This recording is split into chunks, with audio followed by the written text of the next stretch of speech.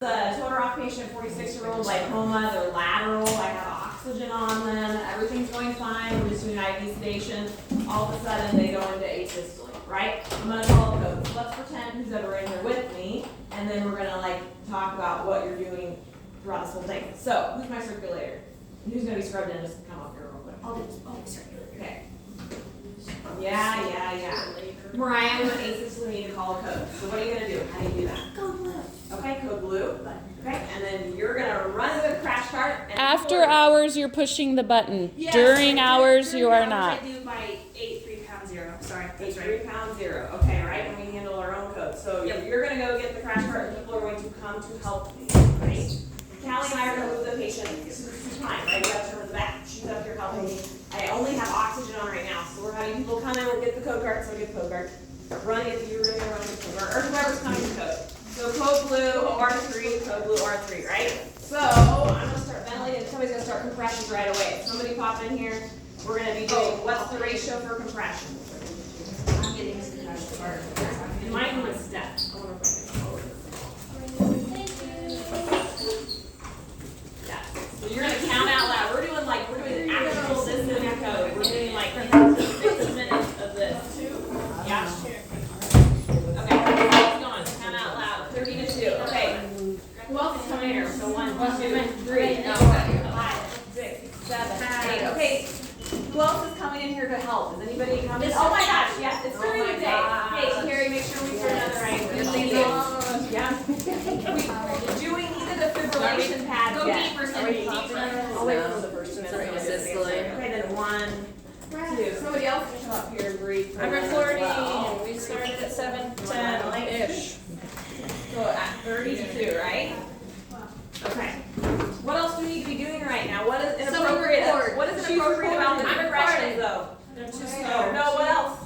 What should we put behind the patient's back? Board. Somebody get the backboard. We're going to roll to the side here. Then you're going 1, 2. Yeah. Oh my stop. Okay. It's taking forever. Who else is there? After this round, let's just, turn the side. Okay, backward underneath the patient. Sorry. This is good that we're doing this. Okay. There's that. Okay. What else should we be doing right now? You're recording. Did you put a timer on? No. Way to go, Lene. Yes. Okay, we got Too 2 many. minutes. Right. We're still in asystole. We'll do a pulse check. Where do we pulse check an adult? Carotid or what else we do? Femoral. Sometimes you'll see people when you're When doing you're code. tired, let me know. I can take next round. Now we're gonna, she's looking tired, right? So let's have somebody else come up here and do compressions. And we're almost to a pulse check, right? Yeah. Okay. You're looking tired, Cindy. Well, we started this really late, so yes. Yeah. Yeah. Okay. Pulse check, right? Okay, so actually, are we doing pulse check? No. Okay, pulse check. Somebody check pulse. Who else is in here helping out? Do we have a pulse? Looks like we're in B fit. We're doing compressions, so I start first. Go, get the pads on. Somebody else, can we open a pair of pads? Are these open or not? Those aren't. I have expired pads, but Oh, okay. you don't want to put them on the. Okay, somebody mannequin. turn on the defibrillator. Somebody else come up here and get involved. On your own, touch right, don't touch Yeah. That's right. So where do we put the pads at? Resume compressions. Front and side, right? Okay. What's the joules we're gonna start at? 120, but you don't know, 200. Go big or go home, right? So as soon as the girls know that we have the pads hooked up, are you hooked up? Yes. Okay. You guys ready? Yeah. Okay. You're gonna tell her to clear, right? Charge. Charge, clear, Jody. Everybody clear. You know, hands on patients. Ready, shock? Yep. 1, 2, 3, shock. Shock. Resume compressions right away, right? Okay. I need, I'm gonna put an advanced airway. What else can we get? What medication? Somebody open the crash cart. Oh, gosh. Open it up. Really? Yep. Go ahead. How much epinephrine are we gonna get? It goes up. How much epi? Epi. 1 milligram. How often can I give that? Every 2 minutes. 3 to 5 minutes, right? Yep. It's a good Right. We're also trying to identify why is this happening to the patient. Example, Jody again, tiring to switch out. Supposed to go to the side. Yeah, somebody else. Okay, Right. We're still running a code. cares. 30 seconds to pulse. Oh, sorry. Okay, I need to put this. Yeah, that's not working. Did we give the milligram of epinephrine? No, you have a problem. You go work. We can't open the crash cart. That is a problem. I would just not open the actual med, But but so so out you loud, see Lindsay's where it gonna is. say 1 milligram of epinephrine given. Let's Names do a pulse documented, check. right? Is it time for a pulse Yes. check? Okay. Sorry. Okay. We What have are we in given? PEA. Do you have a pulse? No pulse. We have electrical activity, so we're doing compressions. What meds do we give during PEA? Epi. So we do epi, no compressions. And what are the 5 H's? Anybody remember? What are we ruling out with H's? Hypoxia, hypothermia, no, yeah. Hypoglycemia, hypoxia. Hypokalemia, hydrogen ion acidosis, right? What's going on with this patient? Just a lipoma, right? They should be well hydrated. We don't really have IV fluids either, but I'm sure that's not the issue. You're doing a great job. So then what about the 5 T's? You want to trade up in this?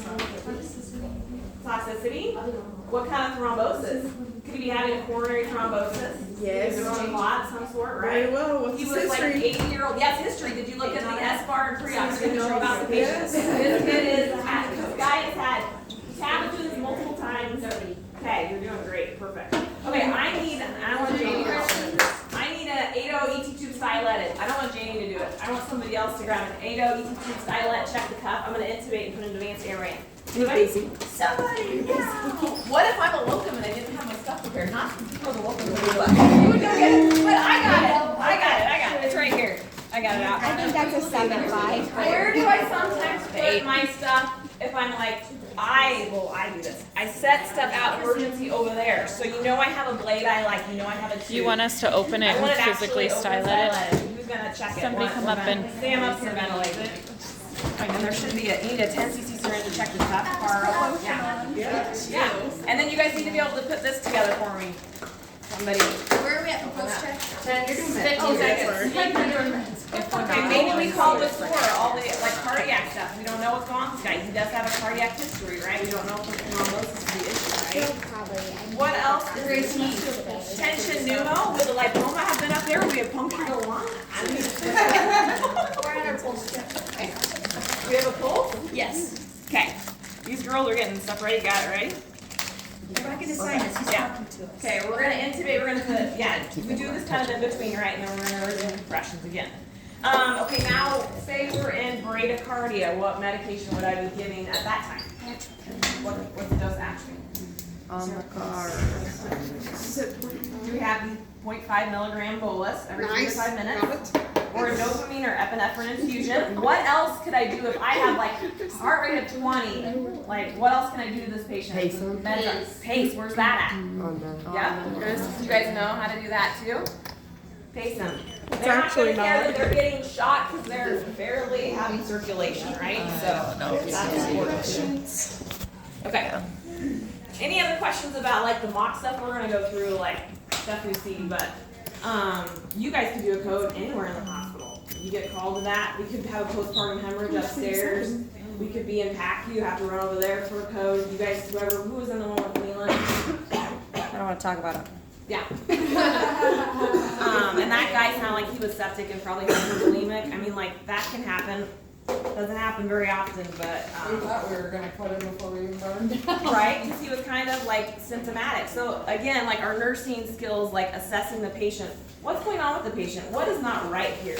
What drips are they on? What are their vitals looking like? That guy was really like woozy on his feet and stuff. Why are we going to surgery? It's never wrong to question to the doctor and be like, hey, is this really necessary? What are you hoping to find out? Not that that was Dr. Dietz' fault or anybody's fault, but I mean, it's just good to always be thinking, like critically thinking, like what could happen if you're prepared for the worst stuff to happen, then you usually doesn't happen. So Our sister was like healthy, he ran 2 miles every day, he had no history, and they said that he just had like some coronary, and they coded him like 3 times upstairs. Oh. Finally, but he made it. yeah. But it's like we were not expecting it at all, because they were like, he's healthy, like completely, so. That's the only people Very we've weird. had in our community that have just dropped over from an MI that you would never think would have an MI. It could be any patient. You don't ever get too comfortable or cocky with, oh, it's a healthy 16-year-old, nothing bad's gonna happen. Like, then something bad happens, right? So who else has witnessed the code in the OR? Yeah? Which one's the rears? That one, the Nico? Yeah, I still remember that one too. Burgess was right there. The Cisco too, in the middle of the case? Yeah. No, yeah, we were, Doherty?